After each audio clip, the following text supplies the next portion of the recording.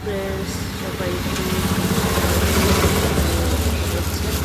আজকে আমরা নিয়ে এসেছি বড়। সেটা সবাই অনেকে খায় না, পছন্দ করে না, কিন্তু আজকে এই মালটা দিয়ে গেছে পুরোটাই আকাটা অবস্থায়, কাটা হয়নি। তো আজকে কেটে নেব, কেটে নেওয়ার পরে এই কেটে নিয়ে আসলাম।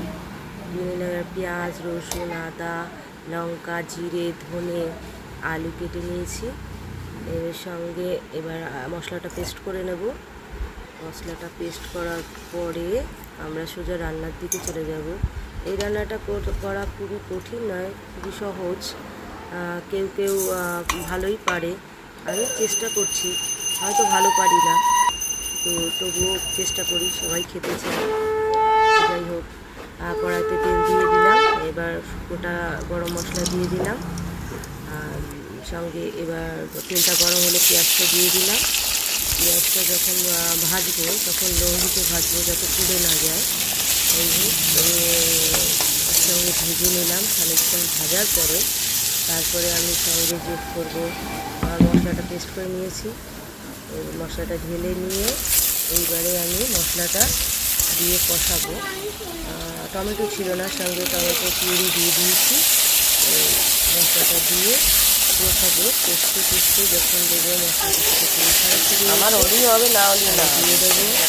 এরপরে কিছুটা লঙ্কার গুঁড়ো, লবণ, আর সঙ্গে দেবো হলুদ গুঁড়ো দিয়ে আমি মশলাটাকে আবার একটু কষিয়ে নেবো। তারপরে আমি কষিয়ে নেওয়ার পরে দিয়ে দেবো কেটে রাখা আলু, তারপরে একটু দই দিয়ে দিলাম যাতে মাংসটা খুব সফট হয় এবং খেতে ভালো লাগে। এবার মাংসটা দিয়ে দেবো। আমি সাধারণত আলুটা ভেজে দিই না, আমি মশলার সাথে কষিয়েই আলুটা দিই, তাতে খেতে একটা ভালো লাগে। ভাজলে পরে কী হয়, মশলার ফ্লেভারটা ঢুকে না, যার কারণে আমি আলুটা ভাজি না, আলুটা একদম কাঁচা অবস্থায় দিই এবং মশলার সাথে কষিয়ে নিই, খেতে ভালো লাগে। এই মাংসের রেসিপিটা অনেকেই বাড়িতে বানায়, আবার কেউ কেউ খায় না, কেউ পছন্দ করে না। তো আমাদের বাড়িতে সবাই পছন্দ করে এবং বাচ্চা থেকে বুড়ো সবাই ভালোবাসে খেতে, তাই বানাই। কিন্তু এই রান্নাটা অনেক ক্ষেত্রেই এখনও সবাই মেনে নিতে পারে না, ভাবে এই জিনিসটা খুব খারাপ। এরপরে আমি দিয়ে দিলাম খানিকটা মিট মশলার পরে দিয়ে দেবো, দিয়ে খানিকক্ষণ কষিয়ে নিয়ে তারপরে আমি জল দিয়ে দেবো।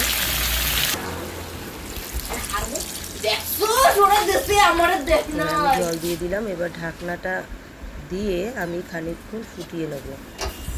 ফুটিয়ে নিয়ে মাছটা যখন নামাবো তখন একটু গরম মশলা, শাহি গরম মশলা দিয়ে নামিয়ে নেব। দুপুরে এই খাবারটা সবাই খেয়ে জমে যাবে, আর আমরা সবাই ভালো খেতে পারবো। আজকে খাওয়াটা খুব ভালো হবে, খুব ভালো লাগে খেতে এরকম রান্না, এবং সবসময় হয় না, যখন হয় তখন বেশ ভালোই লাগে খেতে সবাইকে নিয়ে। ওকে বন্ধুরা, ডান মাই রেসিপি।